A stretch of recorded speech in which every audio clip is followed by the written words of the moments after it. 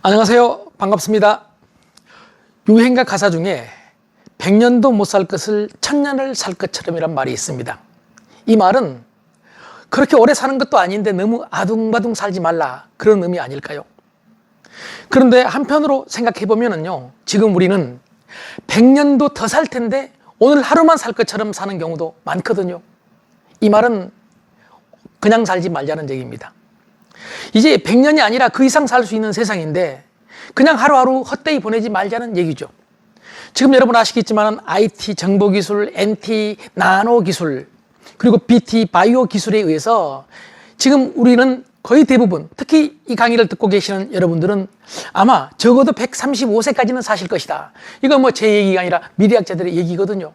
이렇게 인생이 혁명적으로 길어지고 있습니다. 그런데 이 긴 인생을 그냥 헛되이 살아버린다면 어떻게 우리가 성공하고 행복해질 수 있겠습니까? 그래서 점점 길어지고 있는 이 인생을 더 풍요롭고 행복하고 성공적인 인생으로 살기 위해서 우리가 뭘 해야 되느냐? 오늘 제안 드릴 게 바로 꿈을 갖자입니다. 꿈을. 나이에 상관없이 꿈을 가져야 됩니다. 우린 꿈을 꾸죠. 자면서 꾸는 꿈도 꿈이죠. 이 꿈은 무의식적인 작품입니다. 그런데 우리가 깨어있는 상태에서 꾸는 꿈은요, 의식의 작품이에요. 의식적으로 깨어있을 때 꿈을 한번 꾸자는 얘기죠. 미래에 대해서. 그래서 그 꿈을 구체적으로 그리게 되면 그게 여러분 비전이 됩니다. 비전이 있는 순간 나이에 상관없이 인생은 다르게 펼쳐집니다. 그래서 저는 비전 있는 인생을 명품 인생이라고 부르고 싶습니다. 명품 인생, 그 비전이 바로 나의 뭐가 되죠? 브랜드가 된다는 거죠. 나의 브랜드를 만들어서 인생을 정말 멋있게 한번 살아봐야 될 가치가 충분히 있지 않을까요? 여러분이 꿈을 꾸고 그걸 비전으로 만들면은요, 이 꿈을 비전으로 만드는 것은 의식입니다. 의식입니다. 의식은 뭘 한다고요? 꿈을 비전으로 만드는 결정을 하게 된다는 얘기입니다. 의식은 결정을 한다. 그러면 무의식은요? 무의식은 뭐래요? 이렇게 결정된 것을 전방위적으로 지원하거든요. 지원. 그래서 인생의 법칙, 성공의 법칙 중에서 가장 놀라운 법칙은 의식이 결정하면 무의식은 지원한답니다. 그러니까 의식이 놀겠다 결정하면 무의식은 그냥 놀게 만드는 거죠. 그런데 의식이 이거 한번 해보겠다 하면 무의식은 할 수 있도록 지원한다는 얘기입니다. 그래서 오늘 여러분에게 제가 제안해 봅니다. 꿈을 갖자. 그리고 그 꿈을 비전으로 만들어서 명품 인생을 한번 만들어 보자는 제안을 드립니다. 그렇다면 꿈을 갖고 명품 인생을 만들기 위해서 우선 어떻게 해야 될까요? 자, 우선 비전은요. 비전은 목표로 구체화되어야 합니다. 그리고 그 목표는 계획으로 하나하나 나뉘어서 실천되어야 합니다.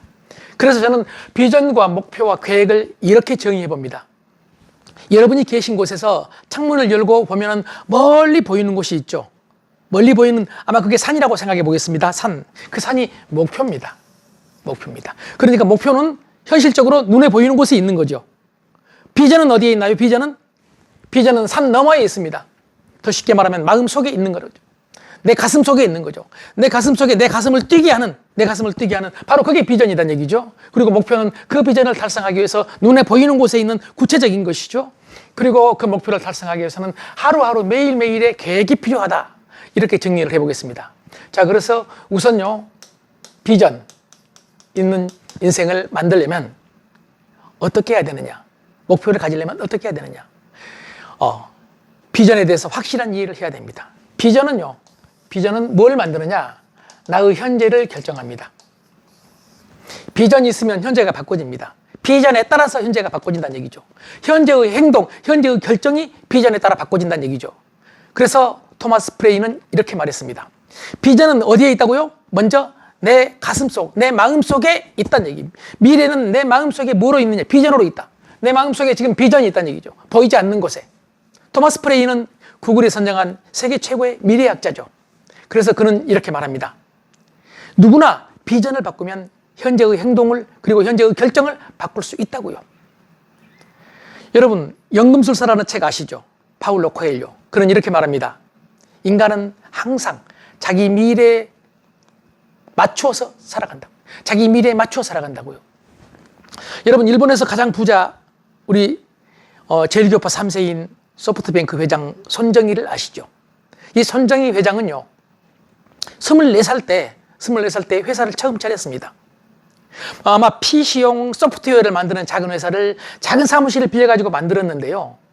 전 직원들을 모아놓고 이제 시무식을 하는 거죠. 회사 선포를 하는 겁니다. 그때 귤박스 위에 올라가가지고 전 직원이 모인 곳에서 전 직원은 딱 2명, 그 2명도 정직원이 아니고 알바생이었습니다. 알바생 2명 앞에 귤 상자를 올려놓고 올라가서 훈시를 한 겁니다. 그러면서 이렇게 외쳤습니다. 나는 앞으로 매출을 두부 한 모 두 모 세듯이 1조 2조 세는 회사로 만들겠다. 일본에서는요, 이 두부를 세는 단위하고 숫자 단위를 세는 단위, 조라는 이 단위하고 같다고 해요. 발음이 같다고 합니다. 그래서 두부 한 모 두 모 세듯이 매출을 1조 2조 N 이렇게 계산하는 회사를 만들겠다. 24살 때요. 그때 전 직원, 그러니까 알바생 2명이 코웃음을 치고 비웃었죠. 그리고 바로 연설 끝나자마자 그만둬 버렸습니다. 여러분, 그 2사람이 지금 어디서 뭘 하고 있는지 궁금하지 않으신가요? 그런데 1년 후에 25살의 청년 손정희는 생애 최고의 위기를 맞게 됩니다. 만성 간염을 앓게 됐는데 의사들은 당시에 그 병을 절대 치료할 수 없다. 그래서 몇 개월밖에 살 수 없다는 사형 선고, 시한부 선고를 한 겁니다. 병상에서 혼자 대성통곡을 했다고 합니다. 그런데 운 좋게도 얼마 지나지 않아서 치료제가 나와가지고 목숨을 건졌습니다. 그래도 병원 생활은 계속해야 됐죠. 병원 침대에 3년 이상을 누워 있었습니다. 그런데 그 기간 동안 손정희는 놀랍게 4,000권 이상의 책을 읽었다고 합니다. 병원에서 뭐 다른 일을 할 수 없으니까 책은 볼 수 있잖아요. 그리고 나중에 회고합니다. 그때 읽었던 4,000권의 책이 자기 성공의 미천이었다. 삶의 미천, 성공의 미천이었다. 그런데 여러분 한번 생각해 보십시오.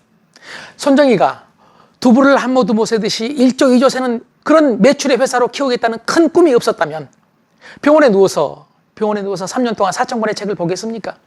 그러니까 미래의 비전이 현재의 행동을 만든다는 것입니다.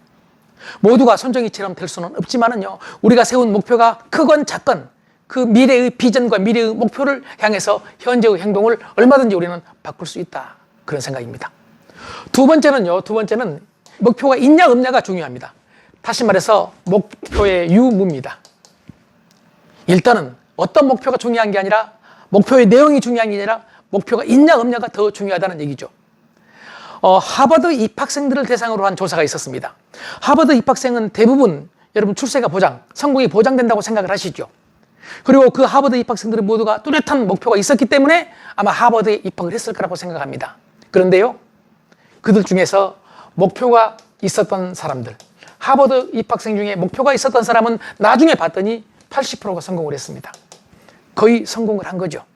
그런데 목표가 없었던 사람은 12% 성공을 했습니다. 아까 말씀드린 대로 하버드 들어가면 모두가 성공이다 이렇게 생각할 수 있지만 하버드 졸업하고 세상을 살면서 목표 있는 사람은 80%, 목표가 없는 사람은 12%, 무려 차이가 6.7배였다. 자, 이들의 능력의 차이는 어때요? 거의 비슷했죠. 재능의 차이는 비슷했죠. 그러니까 하버드 갔겠죠. 그런데 목표 유무에 따라서 놀랍게도 6.7배 차이가 났다. 80%와 12%였다는 사실은 목표가 있느냐 없느냐 이게 중요하다는 얘기입니다. 아까 말씀드린 대로 이들은 하버드 갈 때까지는 충분한 목표가 있었겠지요. 우리가 대학 가기 위해서 목표를 세우잖아요, 뚜렷하게. 그리고 학습 목표를 단계적으로 세우죠. 그런데 사회에 나가서 직장생활하고 사회생활하면서는 목표 없이 그냥 사는 경우가 많거든요. 목표 있게 살면 의식적인 삶입니다. 목표 없이 살면 무의식적인 삶이 될 가능성이 아주 높거든요. 목표가 인간의 장수와 건강에도 영향을 미친다는 사실이 최근에 밝혀졌습니다. 미국 의사협회지의 정신과 편에 나온 보고서에 따르면요, 최근에 미국에서 나이가 한 70세 이상 되신 한 7,000명을 조사를 했습니다. 4년간 추적 조사를 했습니다.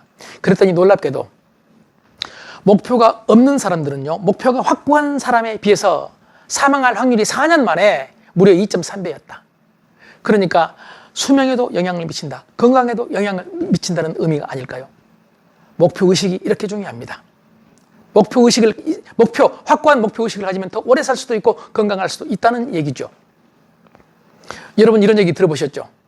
사냥개가 토끼를 쫓다가 토끼를 놓쳤어요. 양치기가 사냥개를 비웃었어요. 그 토끼 한 마리 못 잡느냐고. 그때 개가 이렇게 말했습니다. 나는 한 끼 식사를 구하기 위해서 뛰었다.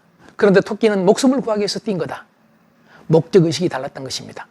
목적의식은 이렇게 인간을 나눌 수 있다는 것을 확실하게 깨닫는 계기가 됐으면 좋겠습니다.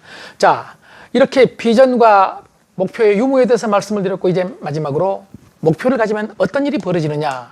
놀랍게도 목표를 가지면 뇌가 깨어난다는 거예요. 뇌가 깨어난다. 그래서 목표를 가지면 뇌가 깨어나는데, 목표 있는 인생은 뇌를 깨우는데 목표 없는 인생은 죽어있는 뇌다. 이렇게 뇌과학자들은 주장을 합니다. 우리 뇌 중에서요, 목표를 세우는 뇌가 있거든요. 여기 이제 전두엽 중에서 전전두엽이라는 곳에 목표를 세우고 실행하는 기획센터라는 곳이 있다고 합니다. 기획센터. 이 기획센터가 목표를 세우면 불이 켜진다고 합니다. 불이 켜지면은 뭐가 생기죠? 동기가 생기는 거예요. 동기. 이걸 우리는 동기부여라고 하죠. 동기부여. 이게 의식이 활성화되고 우리는 행동을 통해서 결과를 얻어내게 된다는 얘기죠. 그래서 기획센터에 동기부여를 하는 것이 불을 켜는 것이야, 이런 얘기입니다. 여러분, 우리 뇌의 세포가 약 1천억 개입니다. 그런데요, 불이 켜지잖아요. 기획센터에 불이 켜지면. 그러니까 목표를 가지게 되면 놀라운 일이 벌어지는데, 이 1000억 개의 세포가 활발하게 움직이는 것이 자기공명영상장치, 그러니까 fMRI로 밝혀졌어요. 그러니까 목표를 갖는다는 것은 우리 뇌세포를 움직이게 하는 겁니다. 활동하게 하는 겁니다. 전방위적으로 이렇게 뇌세포가 활동을 하면은 뭐가 늘어나죠? 뇌세포가 활동을 활발하게 하면은 놀랍게도 세포와 세포 연결인 시냅스가 늘어납니다. 증가합니다. 이게 뇌의 성장이고 뇌의 발전입니다. 그래서 나이가 먹어도 뇌세포는 줄어들지만은 뇌는 얼마든지 발전할 수 있다는 것은 이렇게 시냅스가 늘어난다. 아마 이런 의미로 여러분이 받아주셨으면 좋겠습니다. 자, 목표가 있으면 뇌가 깨어난다. 그리고 목표가 있으면 의식이 깨어난다. 뇌가 깨어나면 의식이 깨어난다는 얘기죠. 의식은 중요합니다. 무의식적인 삶은요, 삶의 낭비라고 저는 생각을 하는데, 여러분 일본 전산이라는 책 보신 적 있죠? 네. 일본 전산을 창립한 나카모리 시게노부가 쓴 책인데요. 나카모리 시게노부는 일본 전산이라는 회사를 아주 세계적인 회사로 만들어서 지금도 AI 시대에도 경쟁력이 뛰어난 회사로 지금 존재하고 있죠. 그런데 나카모리 시게노부는 직원을 뽑을 때요, 가장 중시한 게 뭐냐? 가장 중시한 게 깨어있음입니다. 깨어있음. 그러면서 시게노부가 하는 얘기가 능력의 차이는 최대 5배다. 능력의 차이는. 아무리 능력 있는 사람을 뽑아도 그 차이는 5배다. 그런데 의식의 차이는 최고 100배다. 100배다.